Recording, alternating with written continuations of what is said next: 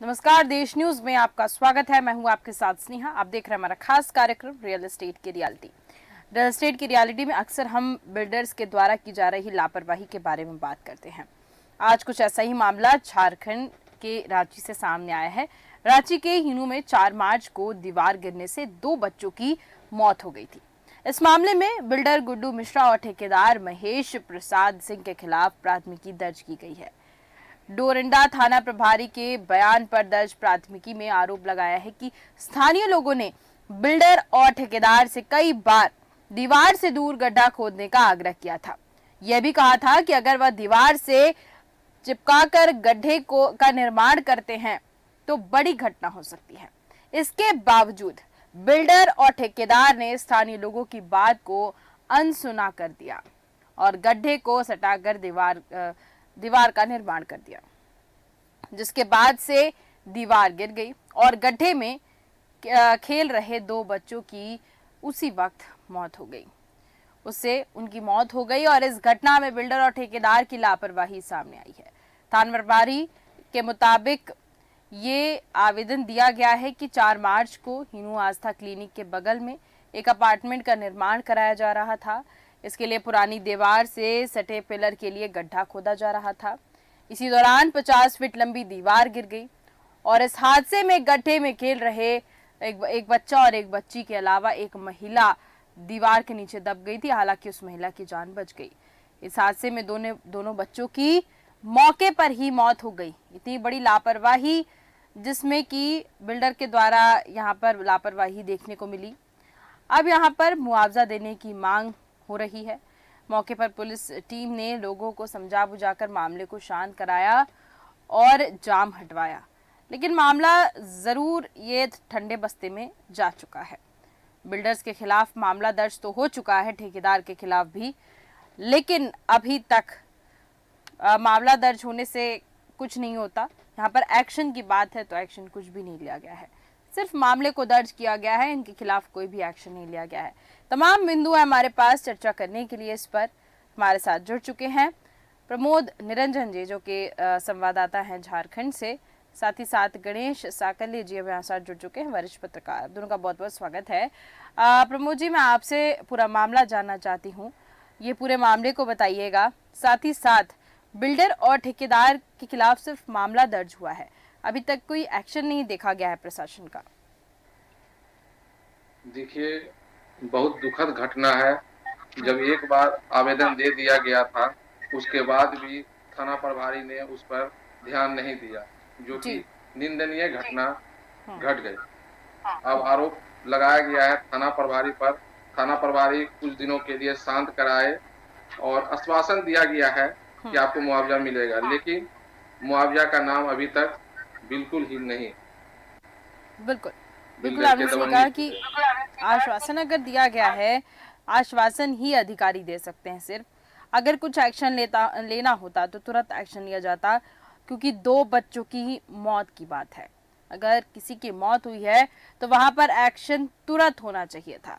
गणेश साकल्य जी हमारे साथ जुड़े हुए हैं। गणेश जी, यहाँ पर देखने वाली बात ये है कि आखिर जब 2 बच्चों की मौत हुई मौके पर, तो मौके पर एक्शन क्यों नहीं लिया गया?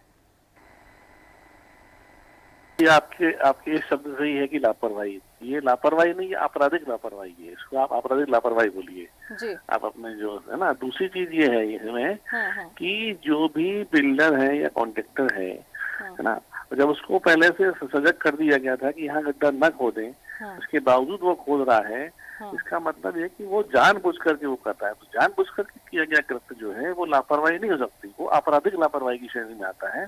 तो उसके लिए जो है उस तरह की धाराओं में केस रजिस्टर होना चाहिए। अभी आपने बताया कि पुलिस ने प्रकरण दर्ज कर लिया, किन धाराओं में दर्ज किया है, कौन से सेक्शन में दर्ज किया उसको, फिर ये तो केस की बात हो गई। अब सवाल ये है कि मुआवजा क्या देंगे वो?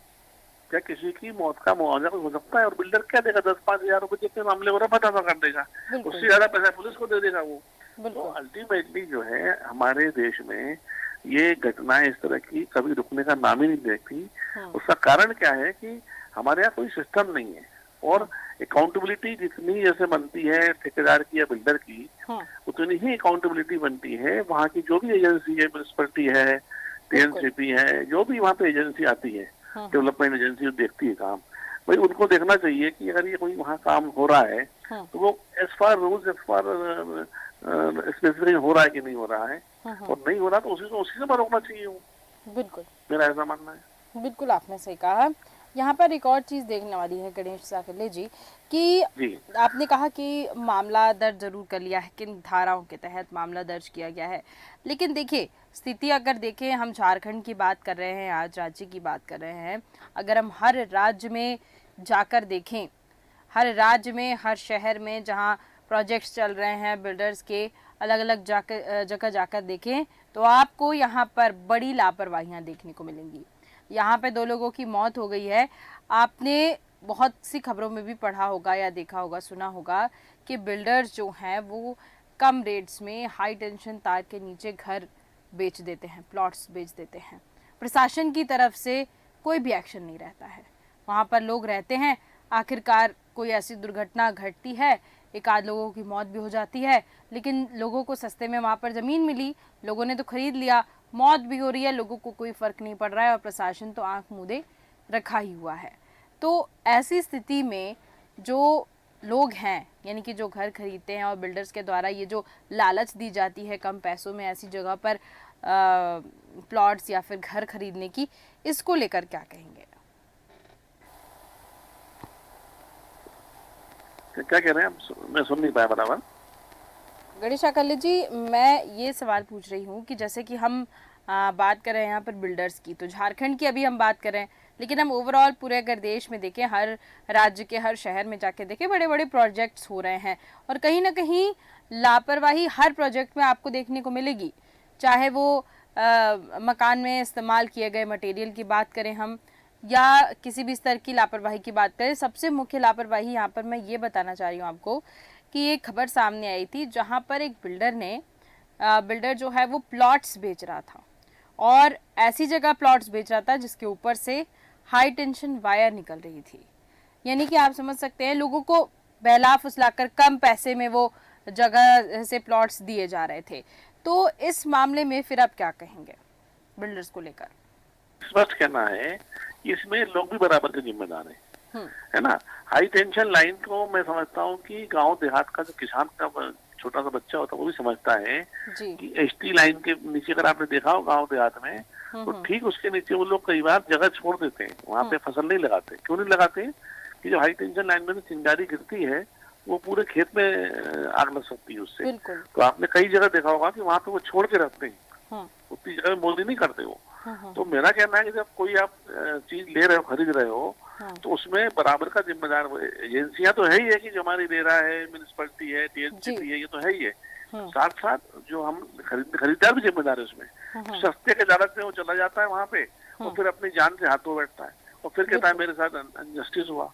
तो ये तो देखिए, रोकने के लिए तो दोनों एजेंसियां तो है ही है, लेकिन एजेंसी अपना काम अगर करती होती तो फिर ये होता नहीं।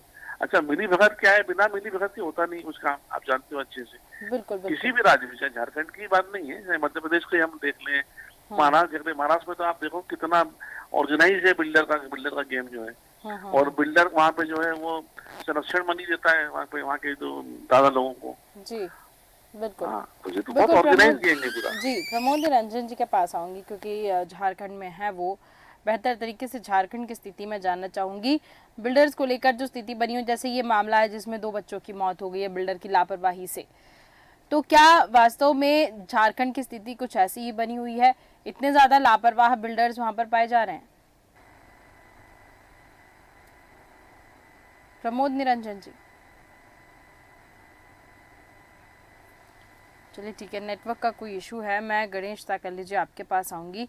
आपको क्या लगता है, अगर हम पूरे भारत देश में जो प्रोजेक्ट्स चल रहे हैं, अलग अलग राज्यों में जो प्रोजेक्ट चल रहे हैं, उनको लेकर चले तो रियल एस्टेट की जो दुनिया है उसमें क्या वास्तविक तौर पर अगर हम देखें, ग्राउंड लेवल पर जाकर देखें, तो यहाँ पर लोगों की कई शिकायत रेरा में रहती है और शिकायतें अटकी रहती हैं, 3-4 साल तक अटकी रहती हैं, कोई एक्शन नहीं देखने को मिलता है। क्या लगता है आपको इसको लेकर? मैंने आपको बताया ना कि क्या है, हमारे यहाँ जो अकाउंटेबिलिटी नहीं है। जैसे मान लो एक रेरा एजेंसी है, तो रेरा की अकाउंटेबिलिटी क्या है? रेरा में जिस ऑफिसर को बिठाया जाता है, वहाँ मोस्टली बिठाए जाते हैं रिटायर्ड ऑफिसर बिठाए जाते हैं। अब रिटायर्ड ऑफिसर जो होता है, जो 35-40 साल अपनी नौकरी करके और रिटायरमेंट के बाद वो आता है वहाँ पे, तो वो तो टाइम पास करता है वहाँ पे।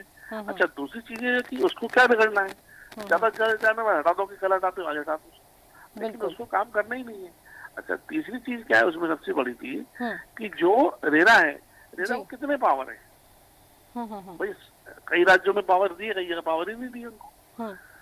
बिल्कुल। जो सेंट्रल का एक्ट है उसको राज्यों ने अपने हिसाब से परिमार्जित कर दिया है, तो वो भी पूरी तरह से कहाँ इम्प्लीमेंट हो पा रहा है। अच्छा, दूसरी एक और बात है कि जो एजेंसियां हैं अलग अलग स्टेटों में, म्यूनिसिपैलिटी है, एनसीपी है और आपके डेवलपमेंट अथॉरिटीज हैं, तो ये भी जो है इनकी भी अकाउंटेबिलिटी कुछ नहीं है। ये भी सब अपनी प्रॉपर्टी जमीन बेच करके, अच्छा बिल्डरों का इतना ऑर्गेनाइज किएंगे वो कि सबको पैसा खिलाते हो, तो उनके खिलाफ कौन बोलेगा? आपने कहीं सुना आज तक कि कोई बिल्डर के खिलाफ कुछ हुआ? इतना बड़ा एक कांड हुआ, अगर आपको याद हो, दिल्ली का जी, कि उपहार सिनेमा वाला। जी बिल्कुल बिल्कुल। उपहार सिनेमा में मुस्तफ बरी हो गए वो लोग।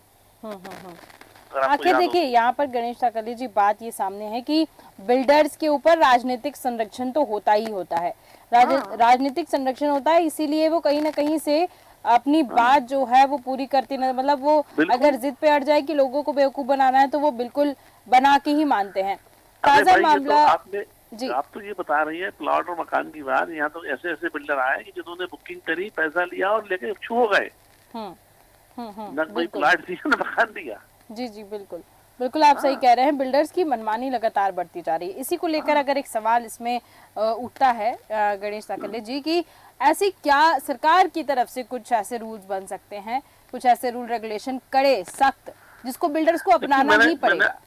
मैंने आपसे कहा ना कि रूल रेगुलेशन तो जो है वो भी कम पर्याप्त तो नहीं है, बशर्त है कि हम उसको प्रॉपर इम्प्लीमेंट करें, और जो इम्प्लीमेंट करने वाले लोग हैं, ऑफिसर्स हैं, इंजीनियर्स हैं, उनकी अकाउंटेबिलिटी तय हो। जैसे फॉर एग्जांपल कि किसी वार्ड का कोई इंजीनियर है, ठीक है, अगर वार्ड में आप अपना मकान बनाने जाएंगे और आपने जरा 1 इंच भी अगर कहीं दीवार बना ली है तो आपको तो तत्काल नोटिस मिल जाएगा, ठीक है ना?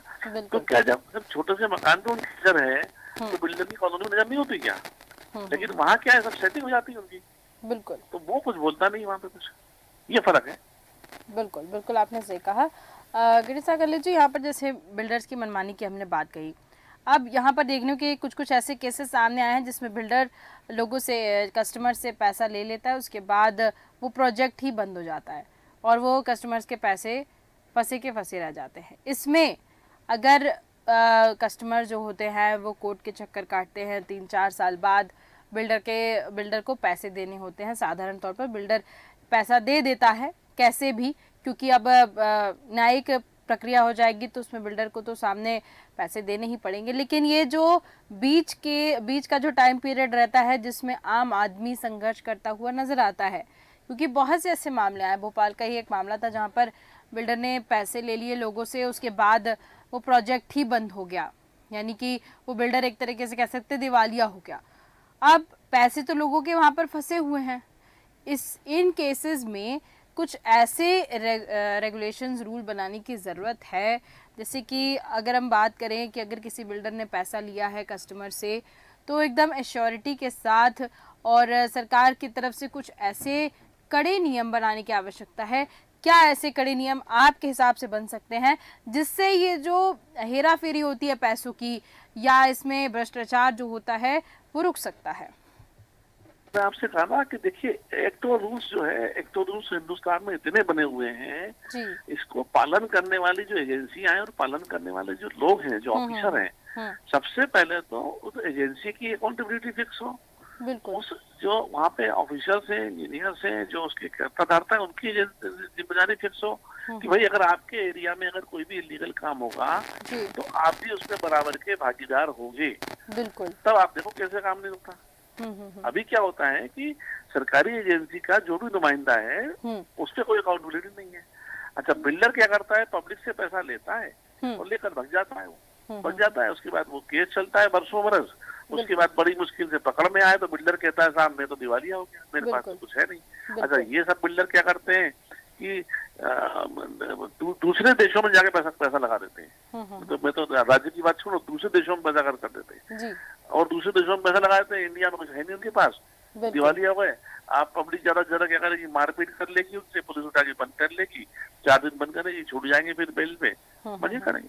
तो अपने यहाँ क्या है कि रूल्स रेगुलेशन तो ऑलरेडी बहुत है, लेकिन क्या उसको उस पर इम्प्लीमेंट नहीं होता। इम्प्लीमेंट हो जाए तो जितो अभी ऑलरेडी जो रूल्स बने उसको इम्प्लीमेंट सख्ती से कर लें तो काफी समस्या हो जाए। नए तो बनाने की बात है। तो बिल्कुल आपने से कहा कि जो ऑलरेडी रूल्स बने हुए हैं, रेरा के अंदर भी बहुत से ऐसे एक्ट्स रखे हुए हैं जिनको अगर बिल्डर सही तरीके से फॉलो करे और रेरा पूरा प्रॉपर मॉनिटरिंग करे, इसमें रेरा का क्या अहम रोल हो सकता है। साथ ही साथ मैं जानना चाहूंगी गणेश सकले जी कि इसमें कंज्यूमर फोरम लोगों की कैसे मदद कर सकता है बिल्डर के मामले में। मैंने आपसे कहा ना, ये सब सारी चीजें क्या होता है कि बाद में आती। कंज्यूमर फोरम कब आता है, जब कंज्यूमर लूट पिट जाता है ना, तब कंज्यूमर फोरम आता है। रेरा जो है, रेरा से उन्होंने परमिशन ले ली और सील लगा दी कि रेरा है।